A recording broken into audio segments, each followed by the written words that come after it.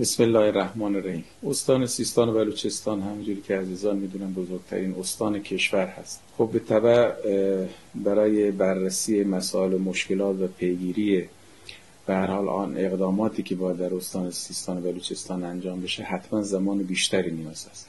در سفر اول خب بیشتر دیدار با اقشار و در مرکز استان و گروه‌های مختلف مردمی، فعالان اقتصادی، نخبگان و فرهنگیان و شناسایی اولیه‌ای به هر حال از ظرفیت‌های استان انجام شد و نهایتاً با توجه به وسعت استان همونجوری که عرض کردم تصمیم بر این شد در بخش بعدی سفر مخصوصاً مسائل و مشکلات حوزه شمال یعنی منطقه سیستان و در جنوب استان سواحل مکران و منطقه مکران بررسی بشه. خب عزیزانم میدونن که مسائلی در این دو منطقه کاملا با هم متفاوت است. به همین جهت این سفر انشالله روز پنجشنبه و جمعه انجام خواهد شد. آقای رئیس جمهور اول به شهرستان چابهار و کنارک سفر خواهند کرد و در این شهرستان ها ضمن اینکه به هر حال دیدار خواهند داشت با مردم عزیزمون، جلساتی هم با بخش‌های مختلف و اقشار مختلف انجام خواهد شد.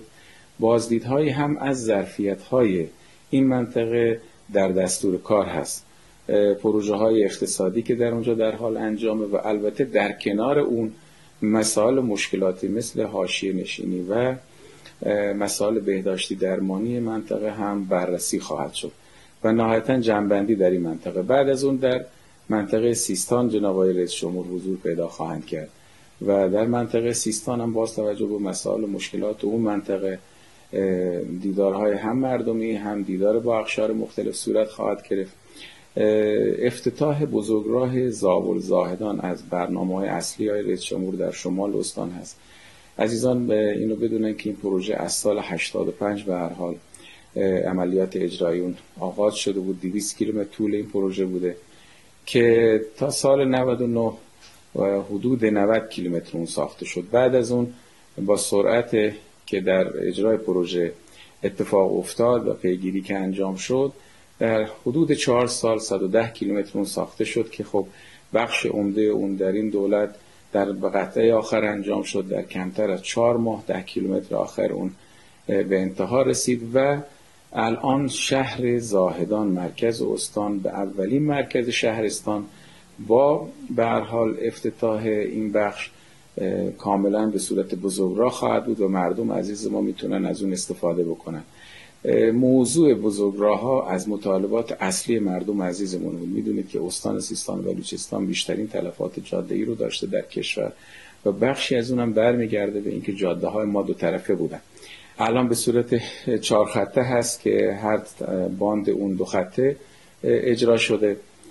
مزید استحضار تا 4-5 سال گذشته این محورم جز پرتلفات ترین بود که الان خوشبختانه کمترین تلفات جاده‌ای رو در این محور داریم با توجه به اینکه بیشترین تردد رو هم در همین محور خواهیم داشت. البته ادامه این محورها در همین سفر آقای رئیس جمهور بررسی خواهد شد. از زاهدان به چابهار اتفاقات خوبی افتاده در این دولت.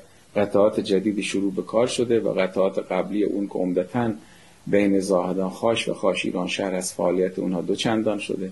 محورهای خاش سراوان از ایران شهر به مهرستان، از ایران شهر به پنپور و البته حد فاصل نیک شهر به چابهار و نیک شهر به ایران شهر هم در دستور کار هست.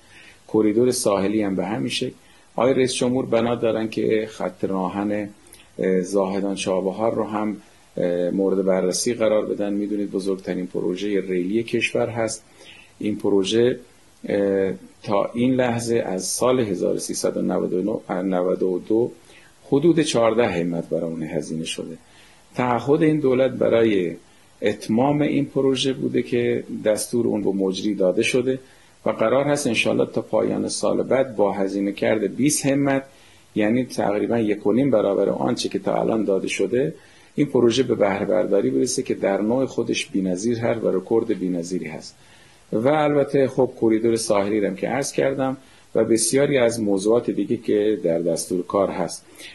بررسی مسائل آموزشی استان انشالله جلسه با حضور مسئولان ملی در رابطه با برقراری عدالت آموزشی که عمده اون موضوع سرانه فضای آموزشی استان هست انشالله در دستور کار هست که در همین جلسه اتفاق خواهد افتاد و البته عرض کردم ظرفیت‌های دیگری مثل بندر شهید بهشتی و موضوعات شیلاتی و ظرفیت سواحل ما و موضوع گردشگری هم اونجا مورد بررسی قرار خواهد گرفت. تعدادی از وزرا همراه هستند که وزیر محترم راه و شهرسازی، وزیر محترم نیرو، وزیر محترم گردشگری، وزیر محترم آموزش پرورش، وزیر صنعت و معدن نشان از اهمیت این موضوعات داره و البته تعدادی از معاونین رئیس جمهور هم انشالله ایشان رو همراهی خواهند کرد.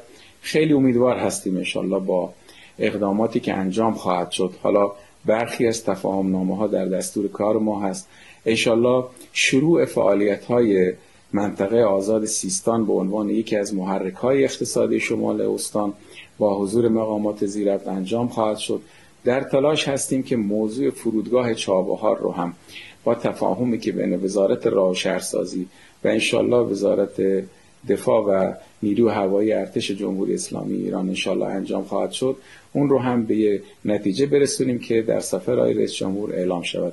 استفاده از ظرفیت‌های منطقه سواحل مکران مثل تولید میوه‌های گرمسیری، بهبود وضعیت کشاورزی برای تولید خرما و البته موز و خیلی از محصولات دیگه، استفاده از ظرفیت مرزهای ما برای بحث مبادلات مرزی و ساماندهی وضعیت سوخت و البته هم موضوع واردات و تأمین گوشت قرمز کشور هم در دستور کار است که انشالله با دستوراتی که آقای رئیس جمهور خواهند داد به نتیجه خواهد رسید.